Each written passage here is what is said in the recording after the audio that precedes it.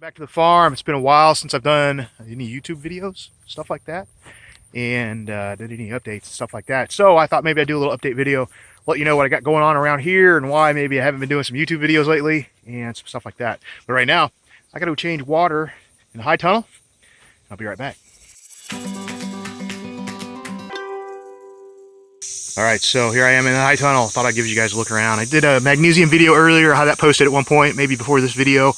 I don't know, talking about my high tunnel and some magnesium issues, but here I am. It's going great. It's crazy. There's tons of tomatoes coming on. And at any rate, I'm here. You hear that little hissing sound? It's water going through my valve. I've just got drip hose, not my most preferred. I'd rather go with drip irrigation. And because right now I'm not watering everything, so I'm saving water, but I am watering in areas like right in there where I don't need to be watering, so I'm wasting some water. Drip irrigation, it just put drip right next to the plant all the way down and use less water. At any rate, I got to change this over. I need to make up a manifold system for this, but I'm gonna do something different next year. So I didn't want to spend much money or any money, so I'm just doing it old manual way. So I disconnect this and move it to the next one. So okay, so water's on the next one going down.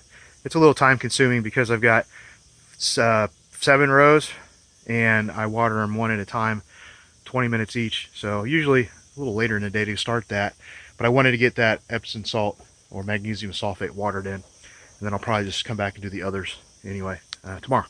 Anyway, so what about going on? So YouTube videos, man, it's hot in here. Let me talk about videos here in a minute, show you what I have over here.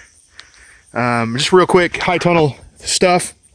I'm getting more of the electronics put in, and this isn't fancy at all.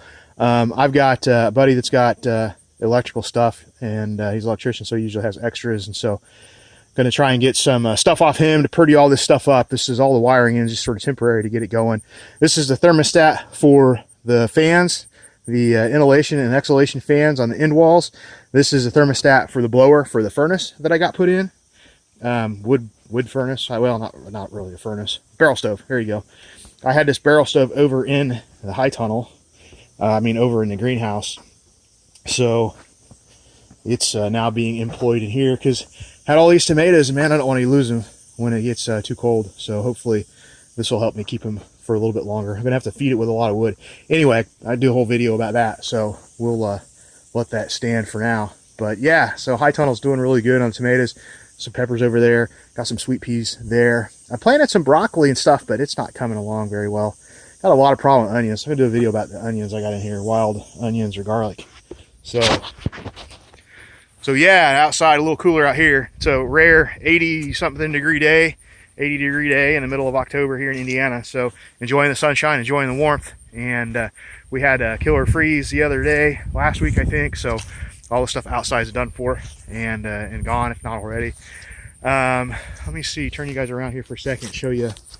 I won't go very far, but we've got this field here tilled up and the far field down there tilled up. If you guys remember way back in July, the beginning of my planting season, this was one big old weed field.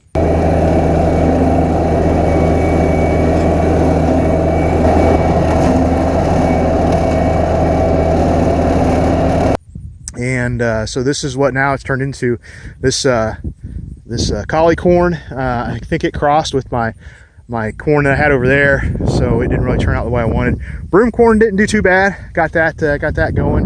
But yeah, this is that field that was crazy in weeds, and so this part I got mowed. I got bush hogged down, tilled up, cover crop in, cover crop coming up.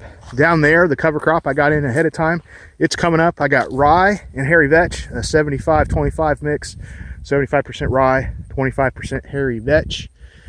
And it is definitely coming up down there. We just broke a dry spell and got I think somebody said down at the breakfast the other day, got about 6/10 of an inch of rain. So it was enough to kickstart the cover crop.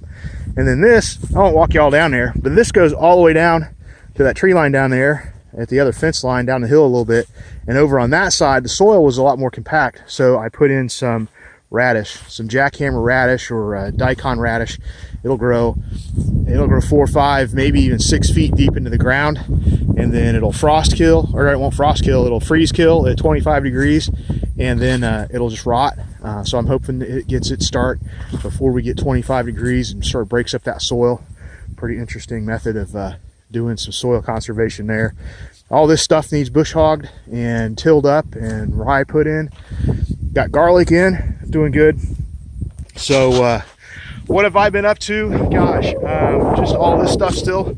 I did apply for a job, a couple of jobs down at the Farm Service Agency, some part-time stuff, temporary stuff. Didn't get it. It would have been an interesting job. I didn't get it, so that's okay. My first denial of unemployment came back just last night. I saw it this morning, and they said, oh, you were terminated for cause, and that wasn't the case at all, because they forced me to resign. So there's some shenanigans going on there apparently, because they said it was a just cause for termination and there was no termination involved. So shenanigans going on. Phone's dead.